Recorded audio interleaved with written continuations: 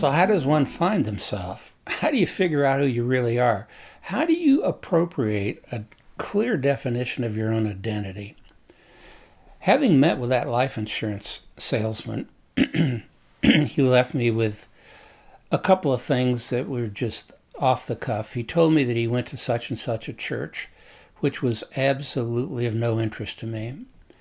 And the other thing was that he had a lot of really close friends that he loved dearly. So anyway, that weekend, my girlfriend and I were going to go up to northern Ohio to go skiing. So on a Saturday. So we drove up. By the time we got there, it rained, so all the snow mass was mush. You couldn't ski on it. She said, why don't we go on to, let's go on to Cleveland, and we can stay with my cousin up there. He's a cool guy.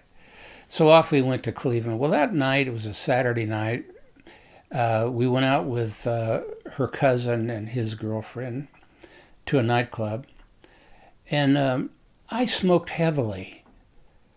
And I remember about halfway through the evening in that nightclub, I had a pack of cigarettes in my pocket. And I remember reaching for them and tossed them under the table, unconsciously. I just recollect doing it, but I didn't think about it.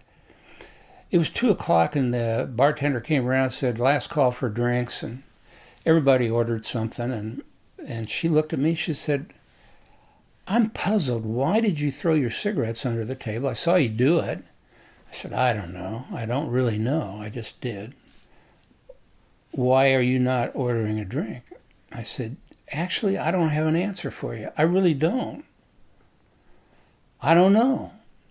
But I said, I can't stay here. She said, what are you talking about? I said, I'm going back to Cincinnati. She said, it's 2 a.m. I said, I know. But I'm going back. Are you going with me? She said, I don't want to go back. I want to stay here. And I said, well, I'm going back, so if you expect to ride with me, you're going to have to go now. It was the worst trip I ever made, about 4.5 hours. Neither one of us said anything to the other.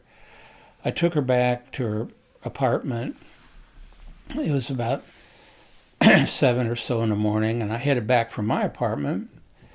And I got in the apartment, I made some coffee, and I started thinking, why did I come back here? What in the world's going on? And all of a sudden, I thought, that guy was talking about church, that life insurance guy. I'm going to go to that church. So I put a suit on and went to that church. I'd been in churches before, a lot of times. And I wasn't sure what I was getting into because of the conversation with that life insurance man. But I showed up at this church, and people, it was a small church, and these people were extremely friendly. I felt warmly received. And the life insurance guy was there, and he introduced me to some of his friends. And anyway, it was just going to church. It didn't really mean much. I didn't listen to much that was being said. But after the service, a couple of people came up and introduced themselves, and one man said, Bruce, John told us that you had an interesting conversation with him. There are 3 of us that meet regularly at Frisch's down in Queensgate on Wednesday at lunch. Why don't you join us? And I said, well, I appreciate that. I don't know if I have time.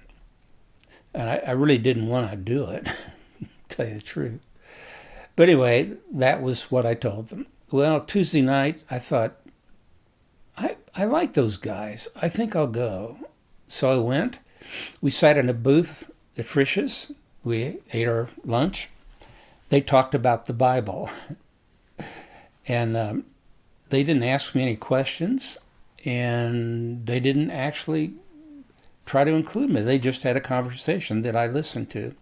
That went on for about a month and a half. I met with them sporadically on a Wednesday for lunch. And I liked the guys. One was a lawyer with P&G, another guy was head engineer with a American Laundry and Machinery Company, and the life insurance guy. And, they were delightful. And the conversations were way beyond me. They were talking about things in the Bible, about Jesus, about his death, about faith, about what happens after you die. Well, looking back, I realized that all those conversations were to be helpful to me, and indeed they were. But we walked out of Frisch's the last time I went there. We were out in the parking lot, and the life insurance guy said to me, "Why do you resist God's love?" I said, "What? We're in the parking lot. What are you talking about?" Well, he said, "Why do you resist his love? You want me to say something out here in the parking lot about him?" And he said, "I'll just ask you again. Why do you resist Christ's love?" I said, "That's the end. I don't want any more of this." I got my car and drove away. And I thought to myself, I'm not doing anything with those guys anymore. I'm not meeting with them at all. This is it. And I drove away in a huff. 2 days later, I get a phone call from the lawyer with Procter & Gamble. He said, "Would you like to join my wife and I for dinner on Sunday next? We'd love to have you come over."